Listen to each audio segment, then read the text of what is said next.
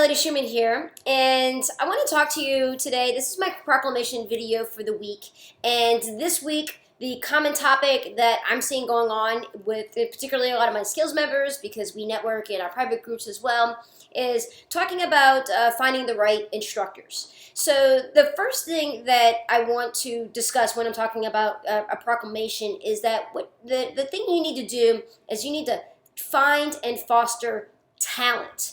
So if you're looking for just a black belt or just somebody who, if you're running children's programs, of course that's my specialty, people that like to work with kids, that's one thing, but really the success is going to come in finding talented martial arts instructors. And you got to remember that today's professional landscape, it's not the same as it was 10 years ago.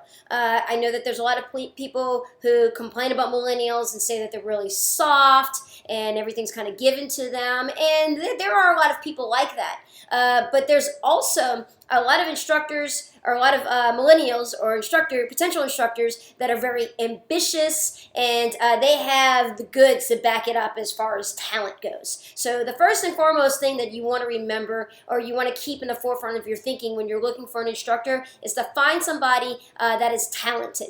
So here goes my proclamation video. The first thing you need to do is you need to recognize what talent is. So you have to know what to expect and what not to expect from somebody who's really going to contribute to the overall success of your business. Now, once you recognize that talent, the next thing you need to do is you need to deliver on what they want and also what they need by fostering their talent. And I'll go into a little bit of a discussion. Basically, if you hire good talent and you want them to follow through on your own personal wants and needs without taking theirs into consideration, you're gonna lose them. It's happened to me plenty of times. I've had great talented instructors focused on what I needed, and then I lost them. So number two, after you find really good talent, deliver on their wants and needs by making sure that you foster their talent. And we'll go into that a little bit here in this video. But the third thing you need to do is you have to be humble enough to let them go when they can't deliver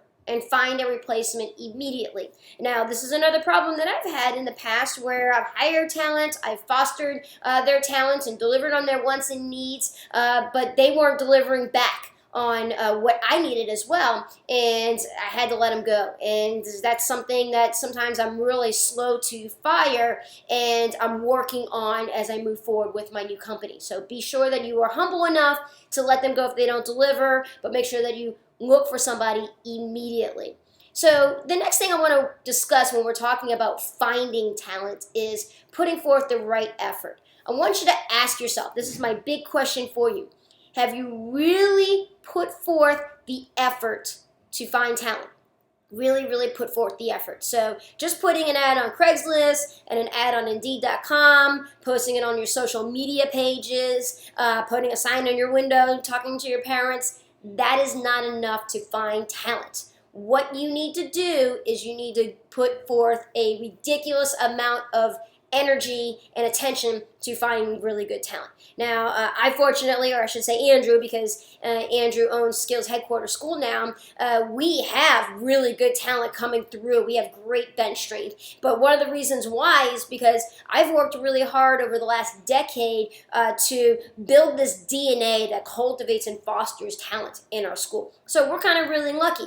And that's something that is going to be your long-term goal. When you find great talent, you're going to want to make sure that that talent can duplicate those results from generation after generation. So a couple key points where school owners fall short is, number one, they either give up too quickly when they hire a new instructor before letting the DNA of that talent really mature in the business. So you got to make sure that when you have great talent, you do it generation after generation after generation. Don't just find really good talent and hope that it cultivates through your school. If you think about if I think about my school and I think about the talent that I have, first it was establishing great talent in Andrew, then it carried over to Clayton, now it's carrying over to to NOAA, EPS, H2, and then we've got a lot of great storm team members coming up. So you can see the DNA, it's being able to be duplicated generation after generation. So don't give up, because that's where a lot of school owners make that mistake. They hire one good talent and then they don't think about the next generation. So once you start thinking about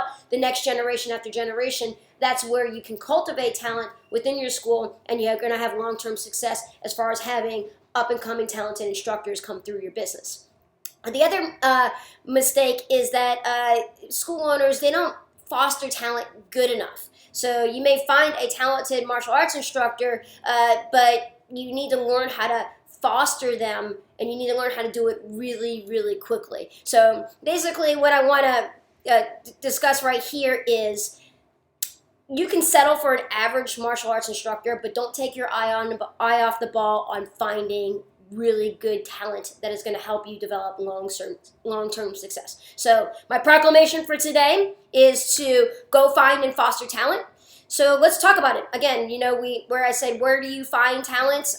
Just putting an ad on Craigslist, Indeed, and on Facebook is not good enough. On top of your normal, you need to do that. So on top of your normal job postings and posting on these job platforms and also on your social media platforms, you need to get out and look.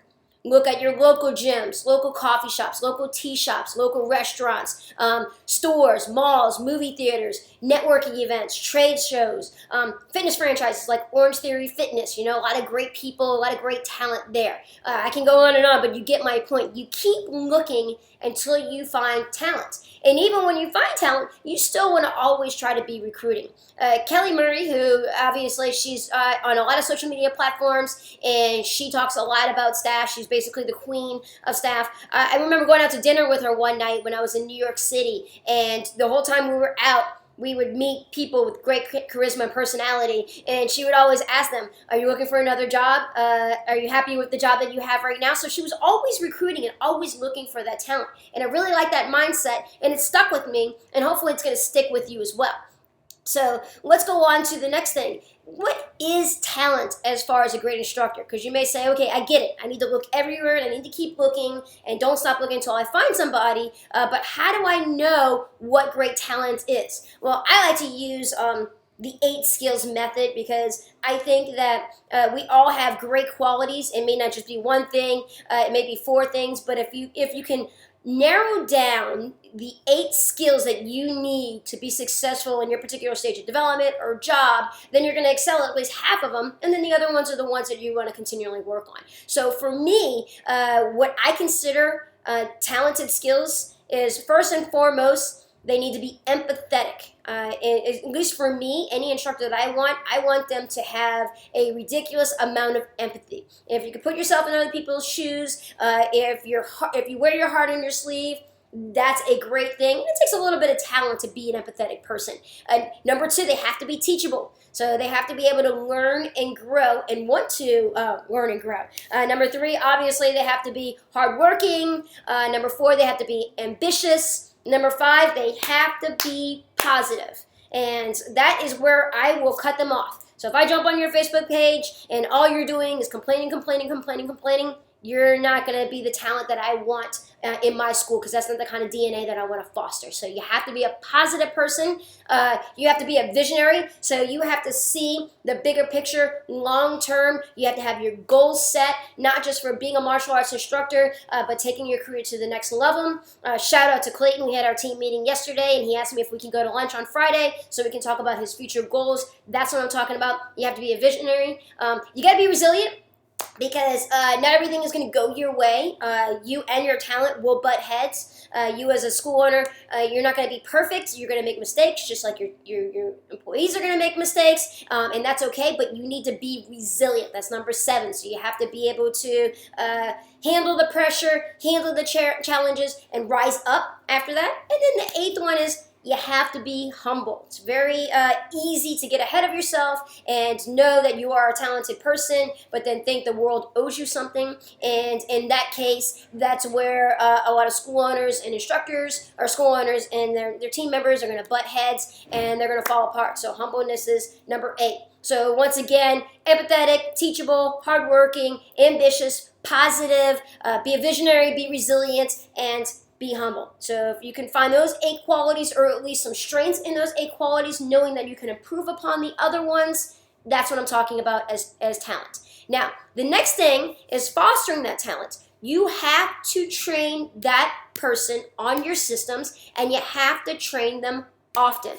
Don't just put them on the spot, expect them to learn on the go, expect them to retain everything, and then expect them to execute everything perfectly. If they were that good, then it shouldn't be working for you. So you got to make sure that you have systems that you train them on an ongoing basis. Once again, don't expect them to learn on the go. Expect them to retain everything and execute it perfectly. Keep that in mind. So to give you an example, we train our instructor team through the same 3 intensive seminars every single year. We have our early and basic skills, which is our younger kids curriculum certification. It's a 2-day event, and during the winter time, our next one coming up in February.